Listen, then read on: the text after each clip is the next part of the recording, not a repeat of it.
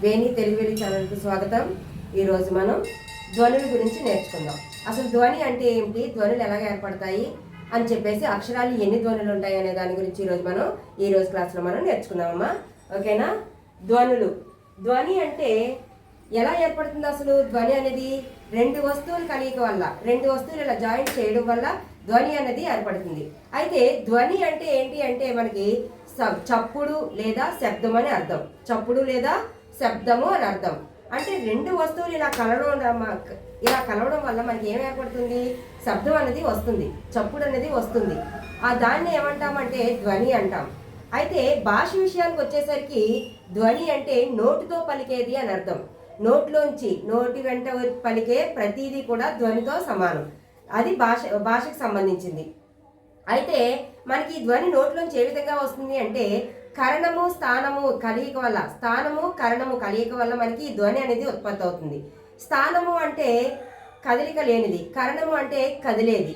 ఆ రెండు భాగాలు కలవడం వల్ల మనకి నోట్లోంచి మనకి ధ్వని అనేది ఉత్పత్తి అవుతుంది. ఏ విధంగా వస్తుందమ్మా ధ్వని అనేది మనకి నోట్లో నుంచి? ఏ విధంగా వస్తుంది? స్థానము కరణము కలయిక వల్ల మనకి ధ్వని అనేది వస్తుంది. స్థానం అంటే అంగిలి భాగము లేదా కదలిక లేని భాగాలు. కరణము అంటే నాలుక అంటే కదిలే భాగం. మనకి నోట్లో కదిలే భాగం నాలుక. కాబట్టి రెండు భాగాలు కలయిక వల్ల మనకి నోట్లో నుంచి ధ్వని అనేది ఉత్పత్తి అవుతుంది. ఓకేనమ్మా? అయితే ఈ ధ్వనులు ఏ విధంగా ఏర్పడ్డాయి అనేది మనం ఇప్పుడు తెలుసుకుందాం. అయితే మనం ప్రతి ధ్వనికి కూడా ఒక గుర్తును అనేది ఏర్పరచుకున్నాం.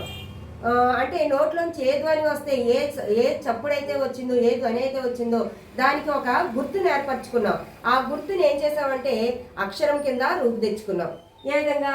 ఆ నుంచి బండేరా వరకు వచ్చిన ప్రతి ధ్వనికి ఆ అనే సౌండ్, ఆ అనే ధ్వని వచ్చింది. ఆ అనే దానికి ఈ రూపంలో మనం రాసుకున్నాం. ఇది ఒక గుర్తు.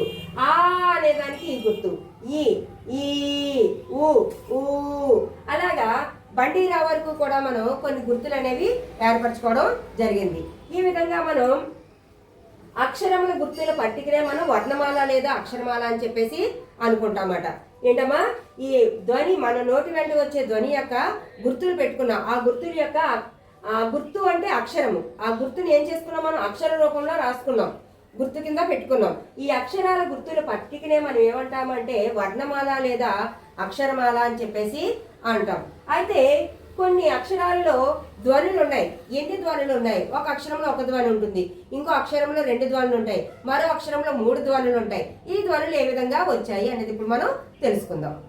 ఇప్పుడు ఆ నుంచి అ వరకు మనం అచ్చులుగాను, కా నుంచి బండిరా వరకు హల్లులుగాను నేర్చుకున్నాం.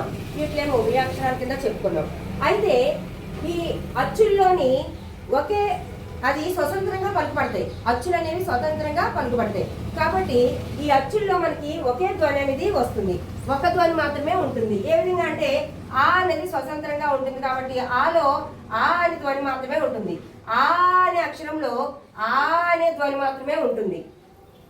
కాబట్టి స్వతంత్రంగా పలుకుపడతాయి. కాబట్టి ఇవి ఏమమ్మా ఒకే ఒక ధ్వని మాత్రం ఉంటుంది. అచ్చుల్లో ఒక ధ్వని మాత్రమే ఉంటుంది. అలా కాకుండా కా నుంచి బండిరా వరకు తీసుకుందాం. కా అనే హల్లు. ఈ హల్లులో కా యొక్క మొదటి రూపం కాకి పోలిస్తే ఇక్ అనే ఒక ధ్వని అయితే ఇందులో ఈ కాలో ఒక ఆ అనే ధ్వని కూడా వస్తుంది. ఆ అనే ప్రాణం ఉంది, కాలో ఆ అనే ప్రాణం కూడా ఉంది. కాబట్టి ఇందులో ఎన్ని ధ్వనులు వచ్చినాయి? రెండు ధ్వనులు వచ్చినాయి. ఇక్ అనే ధ్వని ఒకటి, ఆ అనే ధ్వని ఒకటి, రెండు ధ్వనులు వచ్చినాయి మనకి. అలాగే డా అనే అక్షరం తీసుకుందాం. డాలో మనకి డా యొక్క మొదటి రూపం డాకు పోలిస్తే ఇడ్ అనే ఒక ధ్వని, అలాగే ఆ అనే ఒక ధ్వని వచ్చింది. ఓకేనమ్మా? ఈ విధంగా రెండు ధ్వనులు వచ్చినాయి. ఒక అక్షరంలో రెండు ధ్వనులు వచ్చి అవి ఏంటి అంటే హల్లుల్లో వస్తాయి. ఎక్కువ హల్లుల్లో రెండు ధ్వనులు అనేవి వస్తాయి. అచ్చుల్లో ఒక ధ్వని మాత్రమే మనం కలుగుతాం. కానీ హల్లుల దగ్గరికి వచ్చేసరికి రెండు ధ్వనులు మనకి వస్తాయి. కా యొక్క మొదటి రూపం, దా యొక్క మొదటి రూపం, తర్వాత ఆ అనే సౌండ్, అచ్చుల యొక్క సౌండ్ వస్తుంది. ఇక్కడ అచ్చుల యొక్క ధ్వని అనేది వస్తుంది. హల్లుల యొక్క ధ్వని, అచ్చుల యొక్క ధ్వని, రెండు ధ్వనులు కలిపి మనకి హల్లులు అనేవి ఏర్పడడం జరిగింది. ఓకేనమ్మా? అయితే కొన్ని అక్షరాల్లో 2 ధ్వనులు ఉంటాయి, 3 ధ్వనులు ఉంటాయి, 4 ధ్వనులు ఉంటాయి. ఈ విధంగా కొన్ని అక్షరాల్లోని ఏ విధంగా ఉంటాయంటే ఎక్కువ ధ్వనులు వినిపిస్తాయి. అవి ఏంటో ఇప్పుడు మనం తెలుసుకుందాం. ద్విత్వాక్షరము, సంయుక్తాక్షరము, సంశ్లేషాక్షరము, ఈ విధంగా 3 అక్షరాల్లో మూడిటిలోని కూడా అక్షరాలు మనం 3 రకాలు వర్గీకరించారమ్మా. ద్విత్వాక్షరం అని, సంయుక్తాక్షరం అని, సంశ్లేషాక్షరం అని 3 రకాలుగా వర్గీకరించారు. అవి వాటిల్లో ధ్వనులు అనేవి ఎక్కువగా రావడం జరుగుతుంది. ఇప్పుడు ద్విత్వాక్షరము,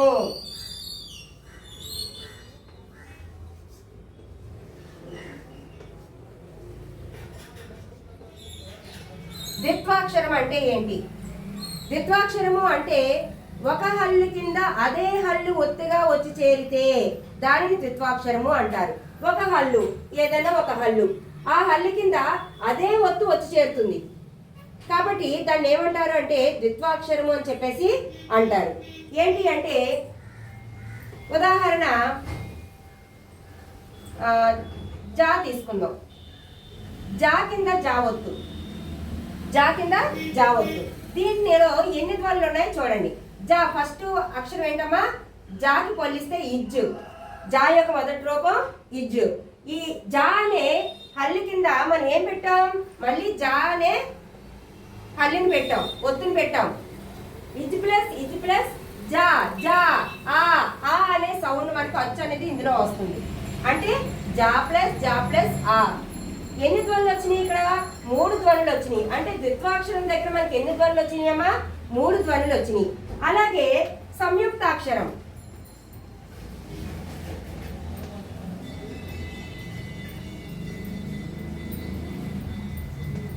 సంయుక్తాక్షరం అంటే ఒక హల్లు కింద వేరే హల్లు ఒత్తుగా వచ్చి చేరితే దాన్ని సంయుక్తాక్షరం అని చెప్పేసి అంటారు. ఒక హల్లు కింద వేరే హల్లు అంటే ఏదైనా కా అనే హల్లు కింద దా అనే హల్లు రావచ్చు, మా అనే హల్లు రావచ్చు, సా అనే హల్లు రావచ్చు, లా అనే హల్లు రావచ్చు, ఏదైనా రావచ్చు. ఆ విధంగా వచ్చేవి సంయుక్తాక్షరాలు. సంయుక్తాక్షరాలు వాటిలో ఎన్ని ధ్వనులు వస్తున్నాయో చూద్దాం. కా కింద యా ఒత్తు రాద్దాం. కియా. కా యొక్క ఫస్ట్ మొదటి హల్లు ఏంటమ్మా? కా. ఇక్. కా అనే హల్లు కింద ఏ ఒత్తు వచ్చి చేరింది? యా. ఈ యా అనే ఒత్తు వచ్చి చేరింది.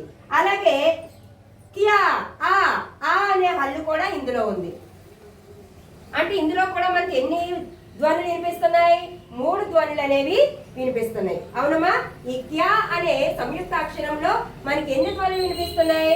ఇక్, ఇయ్, ఆ అనే 3 ధ్వనులు మనకి వినిపించడం జరుగుతుంది. ఓకేనమ్మా? అలాగే ఇది ద్విత్వాక్షరము, సంయుక్తాక్షరంలో కూడా మనకి 3 ధ్వనులు అనేవి వస్తున్నాయి. మరి సంశ్లేషాక్షరంలో ఎన్ని ధ్వనులు వస్తున్నాయి ఇప్పుడు మనం చూద్దాం. తర్వాత అక్షరం సంశ్లేషాక్షరం.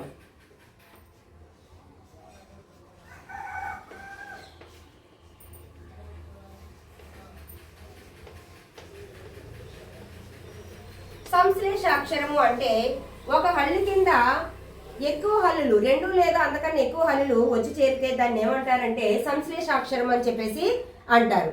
ఓకేనమ్మా? అదేంటో ఇప్పుడు చూద్దాం. స్త్రీ. స్త్రీ అంటే మహిళ. ఆ స్త్రీ అనే దీంట్లో ఎన్ని ధ్వనులు వచ్చినాయి? ఫస్ట్ ఉన్న హల్లు ఏంటి మనకి? సా. సా. సాకి పోలిస్తే ఇస్. ఇస్ అనే ధ్వని కింద మనకి ఇంకో ధ్వని ఏమొచ్చింది? ఇత్. తా అనే ధ్వని వచ్చింది. తర్వాత ఏం ధ్వని వచ్చింది? రా అనే ధ్వని వచ్చింది. తర్వాత ఏమొచ్చింది? గుడి దీర్ఘం. స్త్రీ. స్త్రీ. ఈ అనే గుడి దీర్ఘం వచ్చింది కాబట్టి ఈ అనే ధ్వని వచ్చింది. ఇక్కడ సా అనే ధ్వని, తా అనే ధ్వని, రా అనే ధ్వని, ఈ అనే ధ్వని. చూసారా? ఇందులో 4 ధ్వనులు వచ్చినాయి. ఈ సంశ్లేషాక్షరాల్లో మనకి ఎన్ని ధ్వనులు వచ్చినాయమ్మా? 4 ధ్వనులు వచ్చినాయి. షా కింద తావతిస్తే ఇస్తా, ఇస్తా కింద రావతిస్తే ఇస్త్రా, ఇస్త్రాకి గుడి దీర్ఘం ఇస్తే స్త్రీ. ఈ విధంగా మనకి వచ్చినాయి. అంటే సాకి గుడి దీర్ఘం ఇస్తే సి అయింది, దాని కింద తావొత్తిచ్చాం, దాని కింద రావొత్తిచ్చాం. ఈ విధంగా స్త్రీ అనే అక్షరము మనకి ఏర్పడుతుంది. ఈ ఒక్క అక్షరంలోనే మనకి ఎన్ని ధ్వనులు వచ్చినాయి? 4 ధ్వనులు అనేవి వచ్చినాయి. అర్థమైందమ్మా? ఈరోజు క్లాసు ధ్వనులు. ధ్వని అంటే ఏంటి? చప్పుడు లేదా శబ్దం అని అర్థం. అయితే మనకి భాష విషయంలోకి వచ్చేసరికి ధ్వని అంటే నోటుతో పలికేది అని అర్థం. నోట్లోంచి ఏదైతే వస్తుందో అదే ధ్వని అని అర్థం. ఆ విధంగా మనం ఈ వచ్చిన ధ్వనులన్నిటికీ కూడా ఒక గుర్తుని ఏర్పరచుకున్నాం. వాటినే అక్షరాల కింద ఏర్పరచుకున్నాం. అక్షరాల యొక్క పట్టికనే మనం ఏమంటామంటే వర్ణమాల లేదా అక్షరమాల అని చెప్పేసి అంటారు.